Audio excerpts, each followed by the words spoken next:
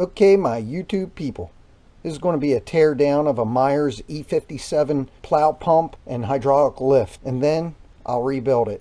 But I did want to show the tear down. There seems like there's some value to having a tear down video along with a build video. So this will be a two-part video.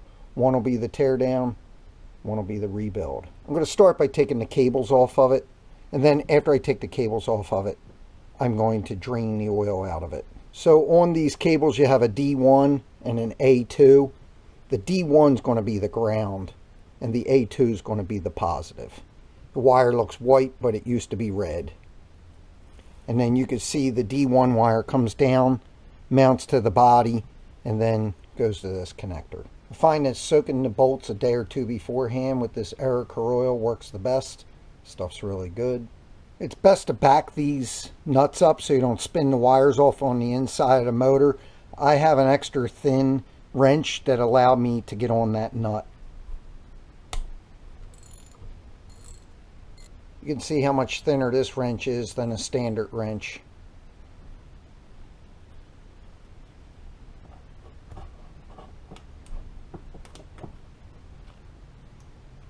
I've decided to take the motor off first since it'll make this thing a little easier to deal with since it's pretty heavy.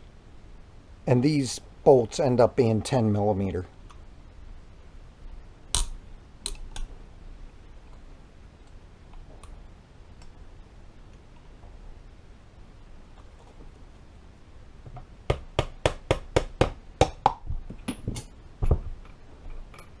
Okay, you can see there's a good bit of corrosion down in here. But all in all, the pump looks pretty new. And it turns nice and easy. Okay, just drain the oil out of that bottom plug right where it says drain. Pretty simple with that. Next, I'm going to take the pump section off.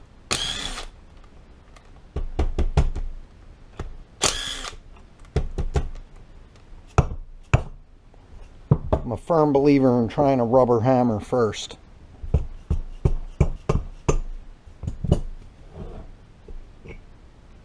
In here, the only thing you have is the inlet and outlet of the pump.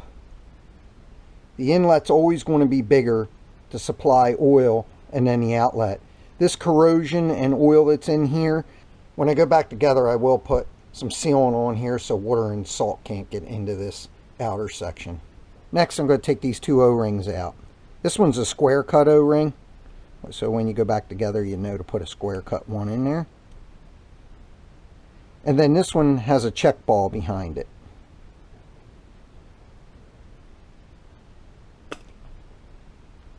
And a spring. So when this goes back together, it goes spring, check ball, and then this stepped section faces out. The check ball is up against the flat side. I like to keep individual sections in their own little Ziploc baggie, even with the old O-rings, so when you go back together, you know what things look like. I'll also put the nuts in there. Next thing I'm going to do is take the piston off. Then just take a punch and tap up lightly.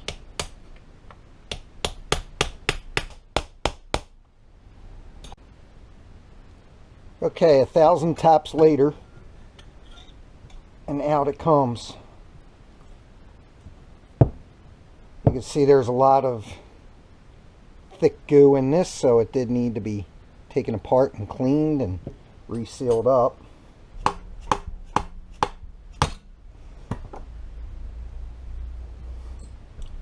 Okay, now you can see there's like an inch of goo down in here. Here's the screen. See, that's really clogged up. That gets replaced. Okay, next thing I'm going to do is slip this tube off of the shaft. There's an O-ring at the bottom. You can see that O-ring's rough condition, dry. That O-ring sits down in the bottom of here. So you just take, and a lot of times it'll just slide apart. All this gets cleaned. This black piece is your lip seal. That's the one that seals it so the ram comes up and down. there's this washer down in here, and the groove part faces to where the seal is. You can see that groove part there. There's also an O-ring here on this, and an O-ring here, and that seals this cylinder on. So I'm going to take all this apart. This, you just bang a nut apart. The hex goes down on these two brass pieces, and thankfully there's some very slight grooving, but nothing that catches your fingernail, so that brass piece looks like it's in good shape. I'll clean it up and have a better look at it. Take a little Scotch-Brite to it. I just get a pick, come in here, take these O-rings off. They're trash. They'll come in the replacement kit. Same here. Next thing I'm going to do is pull these two studs out. For these, I generally just grab a small plier. You don't have to put much on them, and then they just come right out. Won't even put any tool marks on them. There's a plastic piece, and the plastic piece here, I'm not really sure what it does, but it faces up against this solenoid block, and it has two like rings down here to keep it. You want to check this shaft real good and make sure it has no grooves or pitting in it that would cause a leak. You want to make sure that the hardness is still on it. This shaft looks good. I'm not going to pull this off this way because of the paint. I'm going to take it apart on the bottom side and then slip this upper cylinder collar off the bottom, and then I'll clean this paint off. This nut's 3/4 of an inch. And then you just put something in here to be able to hold it. Now the way this comes off in one piece. You have a sealing O-ring right here that comes in your kit. And then these two pieces just come apart like that. On the upper piece, has a bevel here for that O-ring to sit in. And then it has this step piece. And that step piece helps align your lip seal. Like that. This is also stepped. So these two pieces go like this with the lip seal over top of this step here. Now I'm going to take and just slip this out of the housing. There's a plastic piece in this housing. You have to make sure that that stays in there. The metal part of this upper lip seal faces up. So when you're putting this back in, the wider part of this lip seal is at the bottom and it tapers this way. And this lip seal is made to keep water from coming in, not oil from coming out. With removing this solenoid, you take it out, and there's a check ball right here. You have to keep that.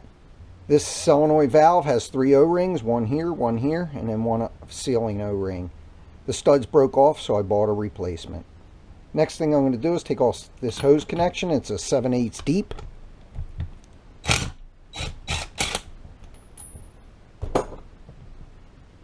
Make sure to clean this out. It has an O-ring on it. I'll be replacing that. Next thing I'm going to do is take this solenoid off. 3/4 deep socket.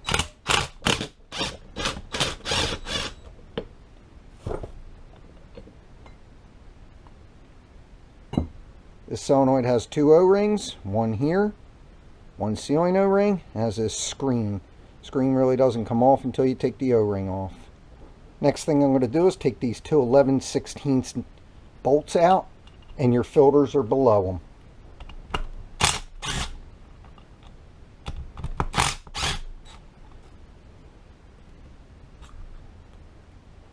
Filter looks clean. There is some gook right there, but new ones come in the kit.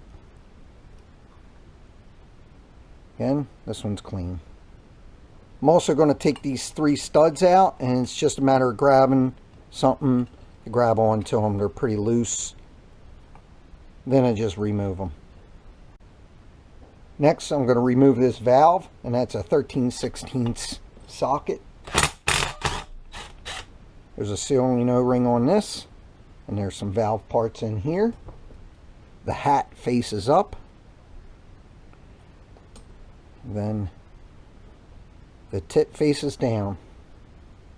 I'm going to remove this Allen next. And this is the other side of this valve. There's a check ball and a spring in there.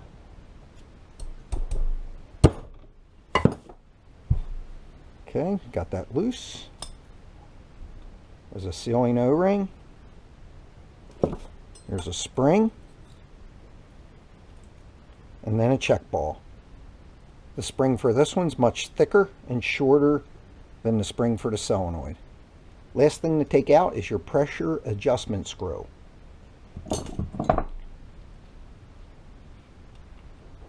There's an O-ring on there. Comes in the kit. Before I take these out, I always like to turn them in to see how far out they are, so it's a good starting point on your way back. So it's about 7/8 of a turn, 3/4 to 7/8 of a turn. To get this off is a 3/8 wrench. There's quite a bit of parts down in this, so you have to be careful. Okay, you have this flat piece. And you have a heavy-duty long spring. Next you have this valve with a sleeve. The skinny long side goes up, has this spring retainer, lower spring retainer on it. Washer. There's a little Teflon ring here. Next is an O-ring down here. There's the O-ring. And then there's a valve down here. I made this little tool, and this is off of a folder clip for like filing. And you poke it down in there and you rock it back a little bit, and there's a hole down in there, and you have to make sure you get in the hole, like right there. And I hold it back, apply with the pliers, and out it comes like that. And there's two O-rings on this. There's another O-ring down in the bottom, but you can see where this folder clip grabs into that hole and allows you to pry it right out. The way this went in is the fat side was up and the skinny side goes down, and this O-ring sits up on this lip here.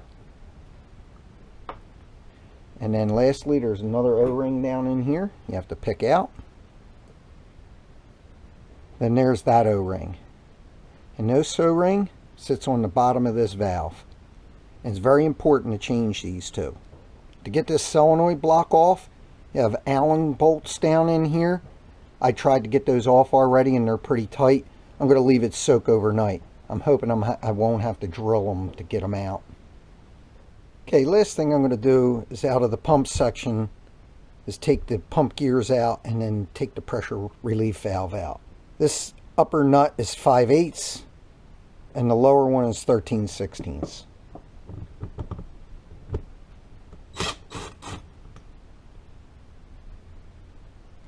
That has an O-ring on it. To get this nut out, there's an Allen adjustment screw up in here. That's 1/4 inch. I like to turn them in to see where the adjustment is for a good starting point. Seems to be about 2 turns. Looks to be Loctite on there. Okay, on the way out, you have a big heavy duty spring at a pointed tip. Goes down. Now 13/16 to remove the rest of it. There's an O-ring with a backup and then an O-ring at the base. Next I'll take the actual pump gears out. I don't believe these can be mixed up, but I like to put a punch mark in all 3 pieces. There's a separator plate and then the body and the lower cover.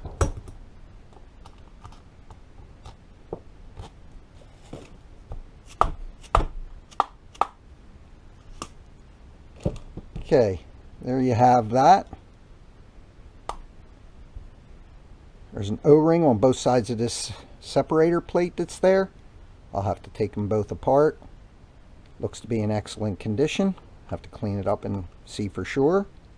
It's important before you take out the pump main shaft is to clean it up with a little Scotch-Brite or emery cloth so that you don't tear the body up when you're taking it out.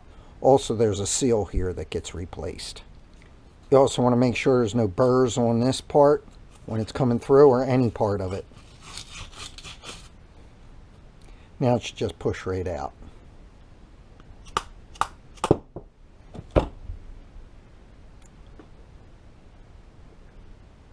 This rusted part was what was hanging up, but that was below the surface and I couldn't really get to it. So let's take a little emery cloth, just give it a real easy sand. And now it should slip in and out real nice and easy, and it does. Gears look good on this one also, but I'll have to clean them up and check them to make sure there isn't any hardness coming off of them. Along with the shaft, looks pretty good. More concerned where it rides in that bushing. Up here it's not riding in the bushing, so, and it doesn't feel to be damaged and whatever's there isn't bad at all. This seal will get replaced, and that's how you take one of these completely apart.